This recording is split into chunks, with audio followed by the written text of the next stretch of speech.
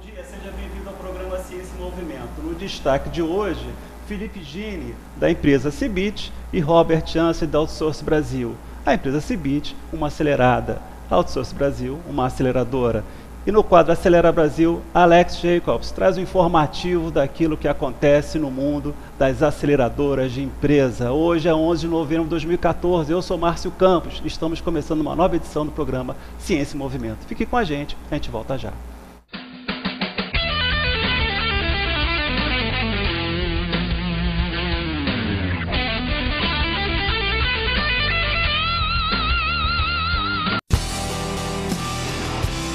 Dos bolos fresquinhos. Aqui na Ita Padaria e Restaurante, você encontra tudo para uma boa refeição. Aberta todos os dias.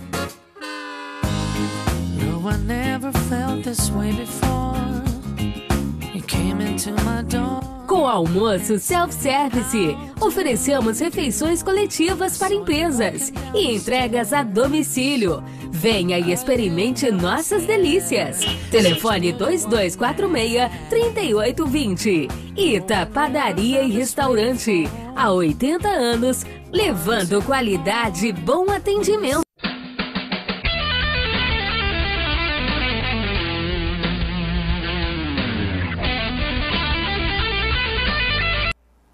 Estamos de volta com o programa Ciência em Movimento. E hoje, no destaque, Felipe Gini, da empresa Cibit, e Robert Jansen, da Outsource Brasil. A empresa Cibit, uma acelerada, e a Outsource Brasil, uma aceleradora de empresa. O papo vai ser bom hoje, mas antes disso, o Acelera Brasil com Alexandre Jacobs. Alexandre, o que há de novo no mundo da aceleração de empresa? Quais são os eventos que estão acontecendo aí para a nossa garotada ficar ligada?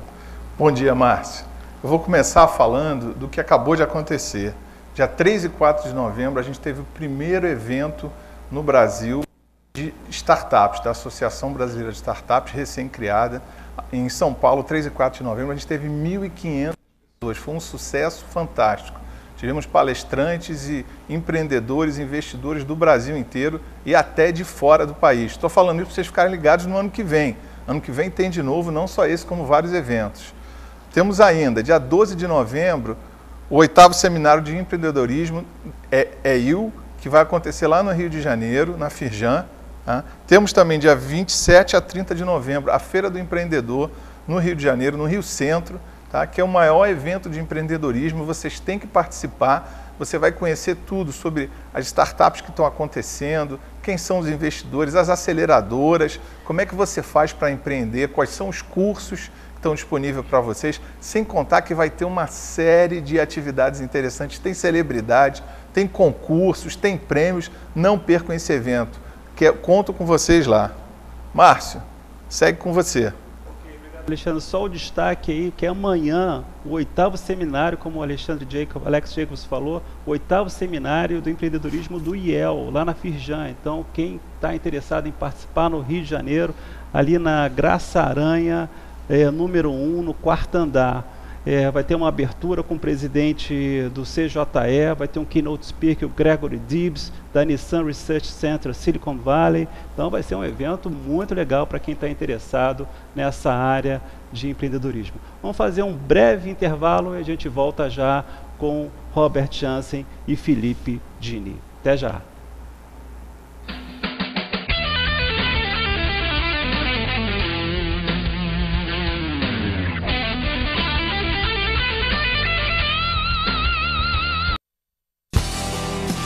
Aberto todos os dias, o Soberano Grill oferece um self-service sem balança, com churrasco com massas, além de uma variedade de saladas. À noite você conta com um sushi bar e com pizzas de primeira. Aberto de domingo a domingo, inclusive feriados. Aceitamos todos os cartões. Venha conferir. Rua Nilo Peçanha, número 23, telefone 2231-7798. Soberano Grill. Para garantir o...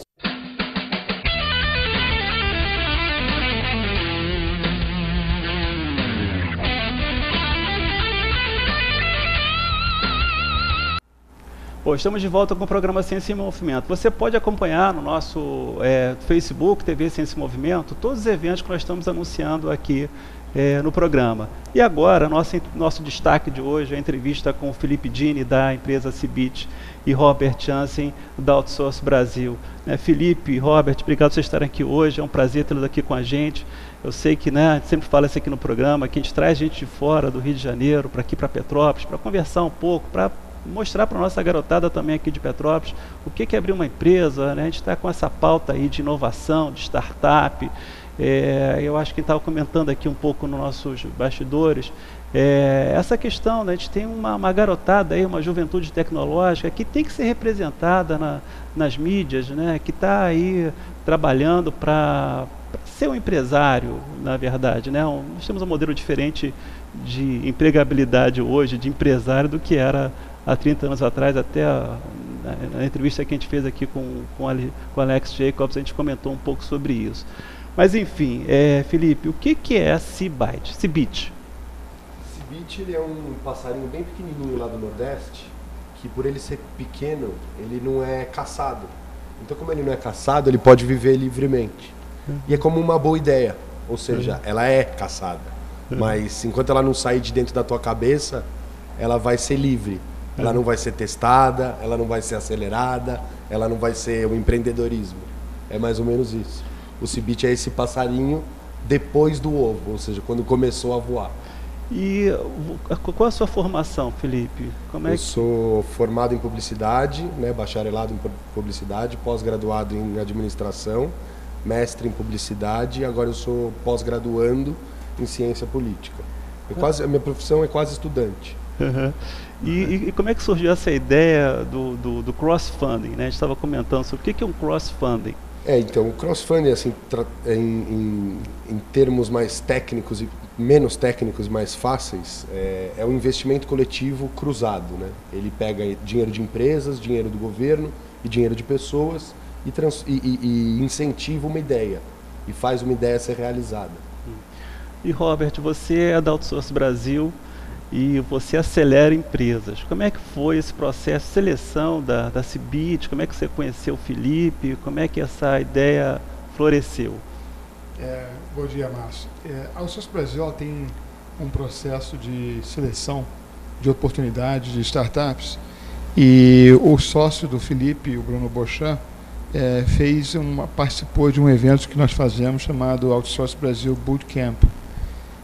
Ele é a terceira etapa da nossa fase de seleção, e ele é um workshop de 3 dias de convivência, onde a gente tem uma oportunidade de fazer e exercitar diversas dimensões do que é você pensar de forma empresarial. E o resultado dessa convivência de 3 dias nos aproximou muito. E nós, ao mesmo tempo, percebemos um grande valor na proposta que eles têm de crowdfunding, e aí é o diferencial com o cross-funding, que permite você ter diferentes vertentes para a captação de recursos, como uma forma também de acelerar o processo de obtenção de recursos para viabilizar os projetos. Agora, para o nosso telespectador, a gente está falando de cross-funding, o que é isso? O que na verdade, isso faz? Márcio, o interessante dessa plataforma é que antigamente você só tinha os meios tradicionais de conseguir captar dinheiro para fazer um evento, seja um show, para criar uma empresa e qualquer outra atividade que você queira efetivamente fazer. Você não tem todo aquele dinheiro. E aí essas plataformas fazem o quê? Você coloca o seu projeto lá, tá na plataforma, e as pessoas começam a enxergar o seu projeto. Você quer trazer um artista de fora para cá, você quer lançar uma empresa. As pessoas que se interessam, sejam do Brasil, de fora do Brasil, de qualquer lugar, dizem, olha, eu quero contribuir com tanto para esse projeto. Esse dinheiro vai sendo coletado, e aí existem diversas formas de remunerar esse investidor inicial, que a gente chama. Se for num show, pode ser um evento backstage, ou seja, conhecer o artista, pode ser ganhar um brinde especial. Se for um produto, pode ser os 100 primeiros produtos daquela nova marca, uma impressora 3D nova, você vai receber antes de ir para o mercado. Com isso, o empresário consegue ter esse financiamento a um custo muito mais baixo e mais rápido.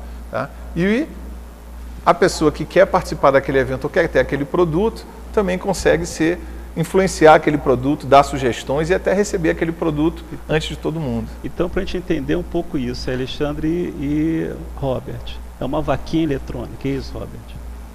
Tem uma diferença que você, quando pensa em vaquinha, você doa e não recebe nada em troca. No processo de cross-funding e de crowdfunding, você está investindo em alguma coisa que vai te trazer algum retorno também.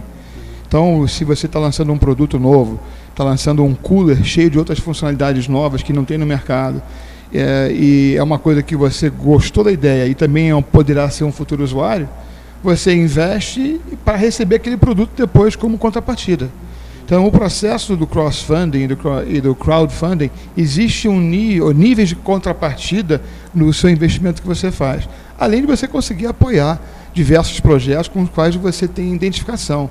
Então, se é um projeto de impacto social, por exemplo, você tem também aí o benefício de estar contribuindo para alguma coisa que você acredita, que é um valor que também pertence a você, né? Mas eu vou passar também uma palavra aqui para o meu amigo Cibit, para que ele pudesse falar alguns exemplos que ele considera como sendo ícones da trajetória do Cibit até então. Assim, basicamente é o contrário de uma vaquinha, né? A gente não está pedindo, não é uma doação, a gente não quer ajuda de ninguém. A gente quer mostrar que aquela ideia é interessante para uma marca, para o mercado e para o consumidor.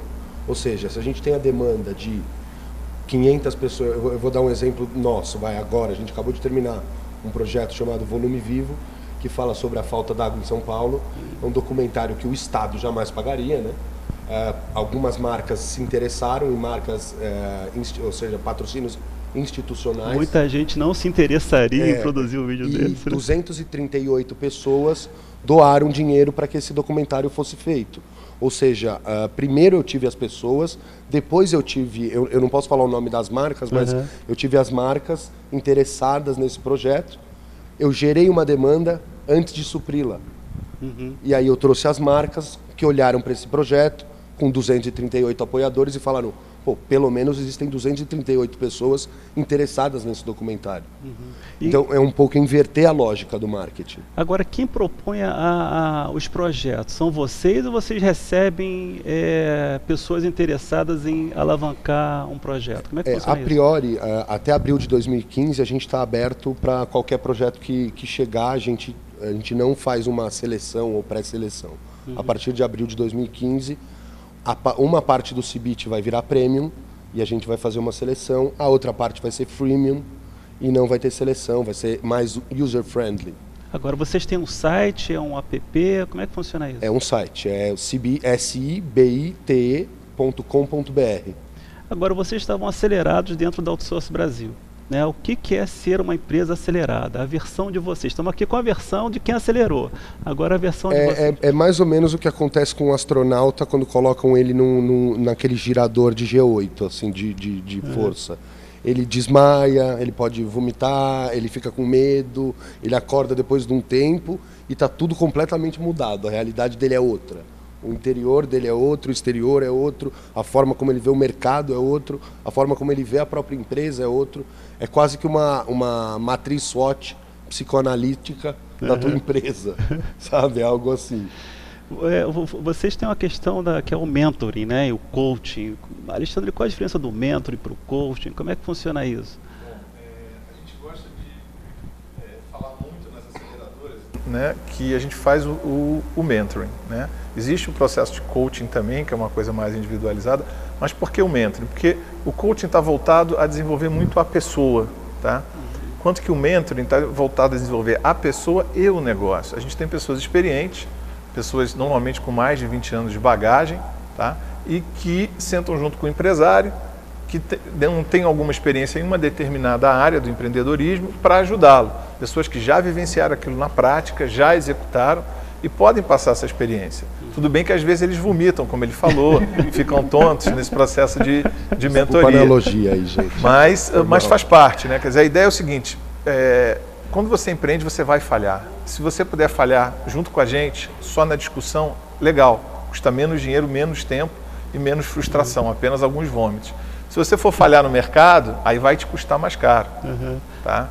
Agora, Robert, estava comentando que você conheceu melhor o Felipe na terceira etapa, né, de uma seleção lá da Outsource Brasil. Que etapas são essas que uma empresa como a Cibit passa? Nós chamamos essas etapas são 3 fases, né? Então tem a fotografia, que ajuda a gerar um diagnóstico, que é o status quo atual em que o projeto, a startup se encontra. Aí depois nós temos um raio-x, onde nós fazemos um mergulho mais profundo para entender o quanto que houve de pensamento estratégico em relação à ideia que ele tem, em relação ao mercado que ele quer atacar. E a terceira é essa, que é a convivência, onde a gente quer conhecer as pessoas que estão por trás daquele projeto e entender se elas realmente têm o comprometimento, têm a garra, têm a disposição para empreender, né? Normalmente, quando você, com chapéu de investidor, está buscando uma oportunidade de investimento em startup, um dos critérios muito importantes é a equipe, né? Porque você tem que ter um grau de certeza muito grande que aquela equipe vai conseguir chegar até a linha de chegada, né? Então a gente faz uma fotografia, que são 3 indicadores. Tem um indicador de maturidade empresarial, um indicador de competitividade e um indicador de prontidão para o Vale do Silício. Esses 3 são fáceis, responde pela internet, gera uma fotografia para eles de qual é o nível deles de maturidade, competitividade e prontidão. E depois faz uma entrevista, que é a segunda etapa, que é o raio-x, que a gente faz um mergulho com algumas perguntas já pré-determinadas, e com isso a gente consegue entender melhor sobre o que é o projeto, qual é o mercado que está se atacando, qual é o nível de capacidade de tracionar dentro do mercado. E o terceiro vai para a convivência, né, que a gente chama, é o workshop da faca nos dentes e sangue nos olhos.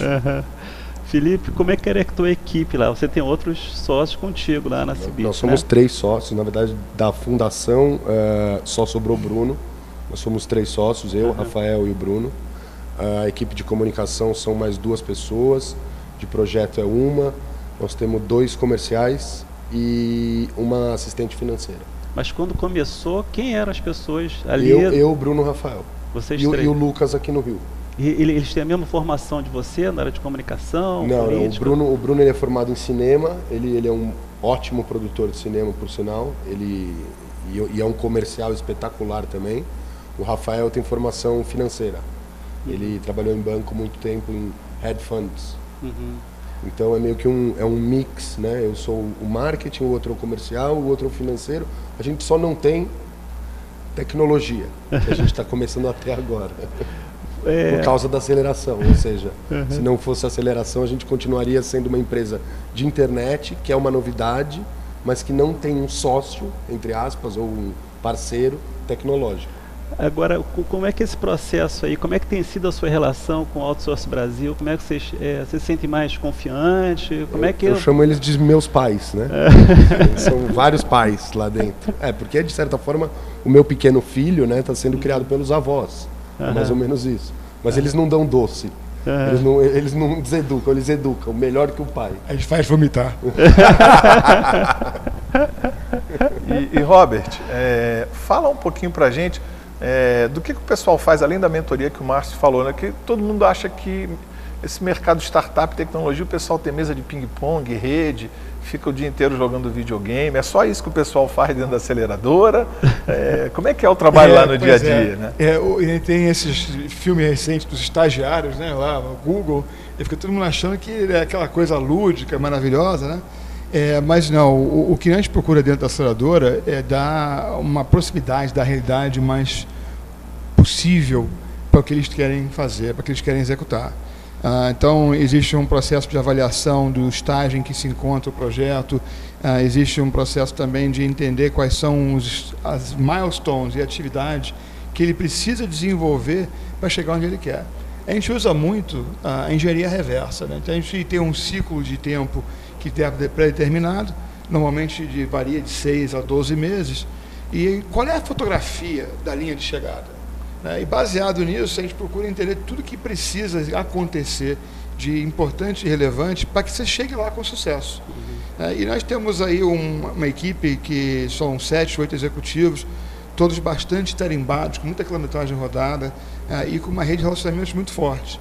E a Outsource Brasil tem um modelo muito hands-on, né? A gente participa muito do processo em tentar dar execução. Existem modelos onde você faz a mentoria, dá o aconselhamento e espera ver o executivo acontecer. A gente não exime o executivo da startup da responsabilidade, ele é o que tem que efetivamente ser o líder, mas nós estamos sempre ali levando ele juntos, né? Porque afinal de contas nós somos uma aceleradora e ele é o piloto, nós somos o copiloto e navegador. Hoje em dia a gente tem esse mundo da aceleração, parece ser um mundo novo, de certa maneira, né? Isso é uma moda, isso é uma passagem, ou isso vai ficar? Como é que você tem visto isso? Olha, isso veio decorrente de uma necessidade dos investidores. Porque, no final, os projetos, quando estavam nascendo muito imaturos, né? Então, a gente precisava de alguma coisa que pudesse validar num processo acelerado para ver se tem uma possibilidade de investimento.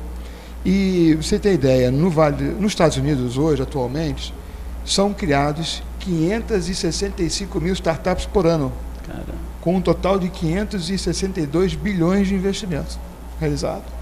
Então, é muito importante você ter mecanismos que possam fortalecer o que são as pérolas da coroa, as pérolas da constelação, e num processo de amadurecimento rápido, né, para que os investidores tenham uma oportunidade de fazer o investimento.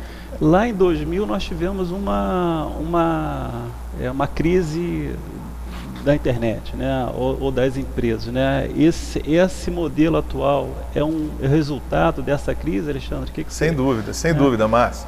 Esse foi um dos motivos. Todo mundo abriu uma startup, ia para o mercado e dizia que ia fazer milhões de resultado, de lucro no final. E todo mundo botava dinheiro, porque tinha tido alguns casos de sucesso.